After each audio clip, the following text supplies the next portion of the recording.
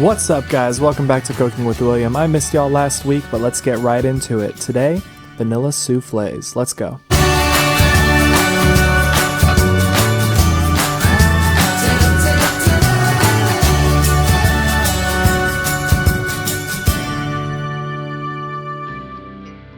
Alright guys, as I said, today on Cooking with William, we're going to be working on a vanilla souffle, which starts with a bechamel.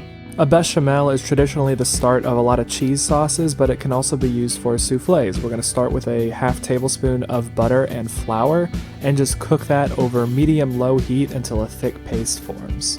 Next, add about a quarter cup of warm milk. I warmed mine up very slowly in the microwave. The key to this step is going as slow as possible. Only add a tablespoon or two at a time, and then mix until no lumps remain. Adding the milk too fast will make a lumpy bechamel. You will make me mad, and you will also have a worse finished product. It might be easier to switch to a whisk at this point, but if you add it slow enough, you shouldn't need to. Once it's fully combined and silky smooth, you're going to want to take that off the heat and move it into a heat-proof bowl. This will prevent any unwanted evaporation. Now, one of the things I like about this recipe is that it allows you to make one single souffle just to try for yourself, but feel free to multiply this by however many people you are serving. Now, for each souffle you want to make, you're going to add one egg, but you want to separate the egg yolk from the egg white. I have always found that the easiest way to do this is to just get your hands dirty.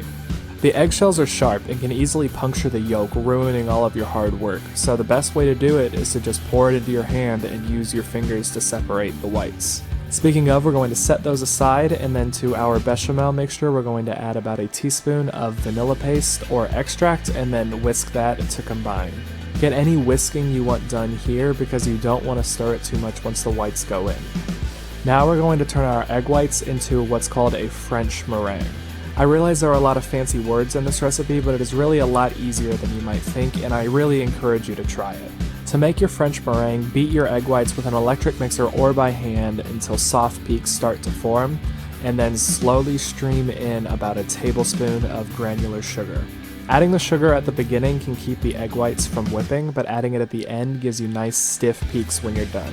You know the egg whites are sufficiently whipped when they can easily hold their own shape, just like this. Now we can start to bring everything together.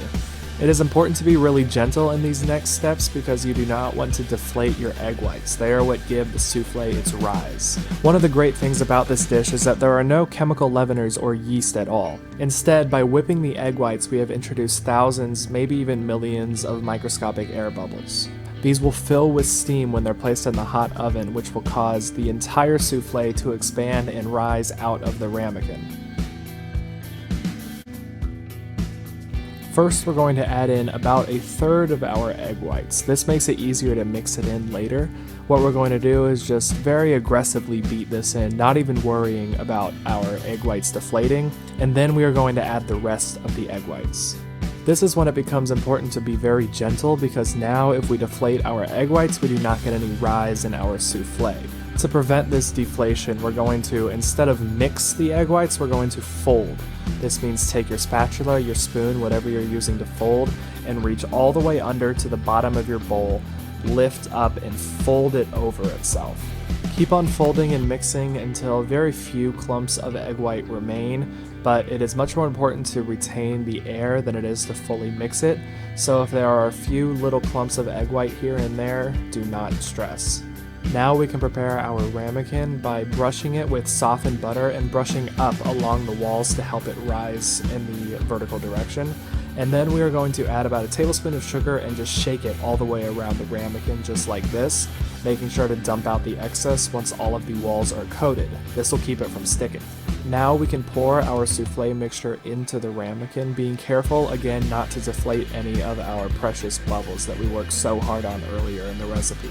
Now, one of the classic tricks for making a souffle is to run your thumb around the rim. I honestly do not know what this does or even if it works, but everybody does it, so might as well.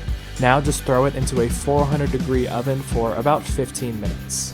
It will take a while to start rising. It might be 10 or 12 minutes before you see it pop over the top, but once you do, it'll come about an inch over the top of the ramekin. You'll end up with a beautiful souffle just like this with a nice crusty top.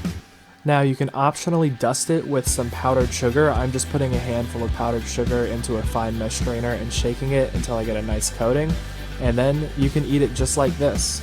This is absolutely delicious with a nice crispy top and the gooey inside, but I like to add some sort of sauce. You can use any caramel or chocolate sauce that you get at the store, or this is a mixture of Biscoff cookie butter and warm heavy cream, and I absolutely love it. I always thought that this was a very complicated recipe to make, and it was one of my big, I'll make this recipe in the future type of thing. But really, it's extremely easy, especially if you follow this recipe where you can only have to make one at a time and you get to try over and over. It's great.